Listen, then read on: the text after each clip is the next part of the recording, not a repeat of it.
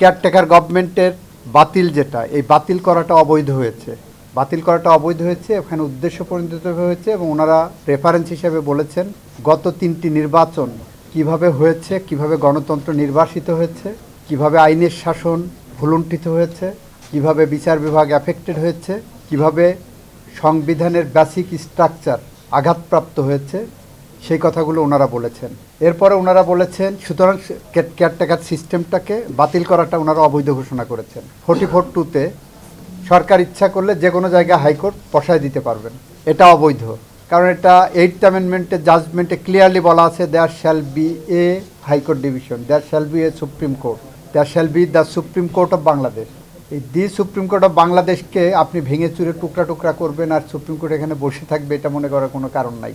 রেফারেন্ডামে জনগণের যে পাওয়ার, সেই পাওয়ারটা যেভাবে সংকুচিত করেছিলেন, সেই সংকুচিত করাটাকে ওনারা অবৈধ ঘোষণা করেছেন। This also hits the basic structure of our constitution, এইটা মোটা দাগে বলেছেন। আর অন্য যে বিষয়গুলো আছে সেই বিষয়গুলো ওনারা কিন্তু ইন্ট্রাভাইরাস আল্ট্রাভাইরাস কোনোটাই বলেননি। ওনারা বলেছেন ওই বিষয়গুলো পরবর্তী পার্লামেন্ট দেখবে, তাদের উপর ছেড়ে দিয়েছেন। ওইটার ব্যাপারে দে রিফ্রেন্ড দেমসেলফ যে ওই ব্যাপারে আমরা কোনো কথা বলছি না। এটাও বলেনি যে ওইগুলো বৈধ, এটাও বলেনি যে ওইগুলো অবৈধ। ওইগুলো পরবর্তী পার্লামেন্টের উপরে ছেড়ে দিয়েছেন। দে আর ফ্রি টু চুজ যে ওটা রাখবেন কি রাখবেন না। এটাই আজকের জাজমেন্টের জিস্ট।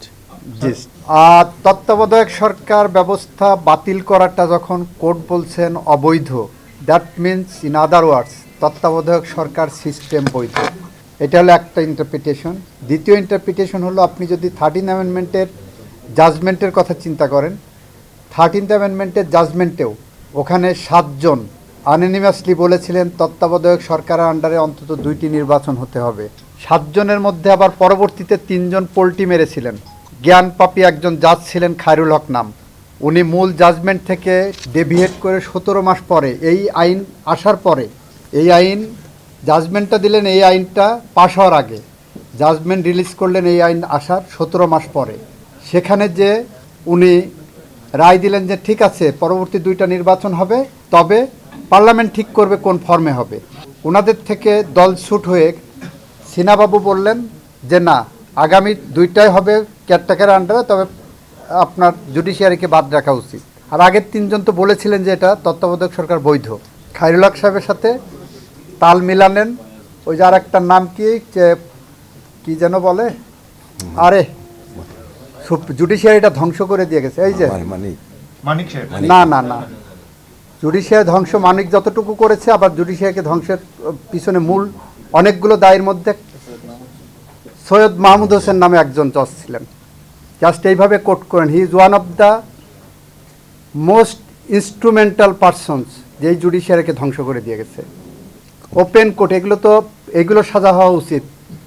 এইগুলোর কারণে আজকে বাংলাদেশে গণতন্ত্র নির্বাসিত, বাংলাদেশে মানুষ হত্যা হয়েছে, বাংলাদেশে খুন হয়েছে, বাংলাদেশে মানবতা বিরোধী অপরাধ হয়েছে, গুম হয়েছে, মৃত মানুষের বিরুদ্ধেও মামলা হয়েছে। তো এই জায়গাটায় আপনার তত্ত্বাবধায়ক সরকার ব্যবস্থা সংবিধানের সাথে সাংঘর্ষিক না, এইটাই মোদ্দা কথা। কারণ আজকে রায়ের মধ্যে বলেছে অন্তর্বর্তী সরকার সাংবিধানিকভাবেই বৈধ সরকার। আর্টিকেল 106-এ ওপিনিয়ন নিয়ে করা হয়েছে এবং আর্টিকেল 106-এর প্রেক্ষাপটে অর্ডারের মধ্যেই দিয়েছেন চিফ জাস্টিসের নেতৃত্বে যে ফুল বেঞ্চ, তারা যে 106-এ ওপিনিয়ন দিলেন, এটা কিন্তু সাংবিধানিক ওপিনিয়ন। আপিল বিভাগের সাংবিধানিক ওপিনিয়নে বলেছেন, রাষ্ট্রপতি ওনাদের কাছে বলেছেন সংসদ ভেঙে দেওয়া হয়েছে, প্রধানমন্ত্রী চলে গেছেন, অন্য কাউকে ডেকে সরকার গঠন করা সম্ভব নয়। এই পরিস্থিতিতে রাষ্ট্রপতি অন্তর্বর্তীকালীন সরকার গঠন করতে আইনি কোনো বাধা আছে কি না, সেখানে সুপ্রিম কোর্ট গোটা প্রেক্ষাপট বিবেচনায় নিয়ে সুপ্রিম কোর্ট বলছেন যে এটা বৈধ এবং সাংবিধানিক সরকার হবে। ওইটার সাথে তত্ত্বাবধায়ক সরকারের কোনো সাংঘর্ষিক কোনো পজিশন নাই।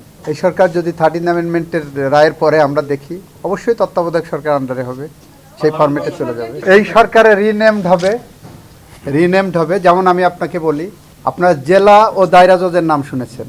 একই ব্যক্তি যখন সিভিল মামলা করেন তখন তাকে বলা হয় জেলা জজ, ওই একই ব্যক্তি যখন ক্রিমিনাল মামলা করেন তখন তাকে আর জেলা জজ ডাকা যায় না, দায়রা জজ।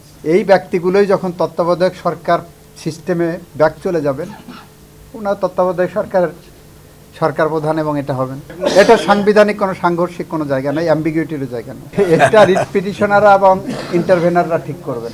তবে আমার কাছে যদি আপনি ইন্টারপ্রিটেশনের কথা বলেন, আমি বলবো অ্যাপেলেট ডিভিশনের যে রিভিউ পেন্ডিং আছে সেইটাকে বাইপাস করে এই আইনে এই রায়ের প্রেক্ষিতে তত্ত্বাবধায়কে ফিরে যাওয়ার সম্ভাবনা আছে। কেন আছে? তত্ত্বাবধায়কের 13 অ্যামেন্ডমেন্টের রিভিউতে গেছি। তত্ত্বাবধায়কের 13 অ্যামেন্ডমেন্টের জাজমেন্টের দুইটা রেশিও, কোর্টের সামনে দুইটা ইস্যু ছিল। এক, তত্ত্বাবধায়ক সরকার বৈধ না অবৈধ, ওই পার্টে 4জন বললেন অবৈধ, 3জন বললেন বৈধ তত্ত্বাবধায়ক। এই একটা পার্ট। দ্বিতীয় পার্টে 7জনই বললেন পরবর্তী 2টি নির্বাচন তত্ত্বাবধায়কের আন্ডারে হবে। এই যে পরবর্তী 2টি নির্বাচন তত্ত্বাবধায়কের আগে আন্ডারে হবে, সেইটার আগেই আপনার যখন 15th অ্যামেন্ডমেন্ট নিয়ে চলে আসলো, তখন ওইটা ধরে নেওয়া হবে যে ওইটা দ্যাট ইজ ইন অ্যাবিয়েন্স। ওই জাজমেন্টের রেশিওটা এখনও অপারেটিভ আছে, কার্যকর আছে। অ্যাটলিস্ট আগামী 2টি নির্বাচন তো উইদাউট এনি অ্যাপেলেট ডিভিশন ইন্টারভেনশনও লাগে না। That part is still valid. Review লাগে যে এটা অ্যাজ এ হোল যদি বৈধ বা অবৈধের ব্যাপার, অ্যাজ এ হোল বৈধ বা অবৈধের ব্যাপার, নাম্বার 1। নাম্বার 2 হলো যে পরবর্তী 2টা না পার্মানেন্টলি এই সিস্টেমটা আমরা রাখবো, এই কারণেই হলো ওইটা রিভিউতে যাবে।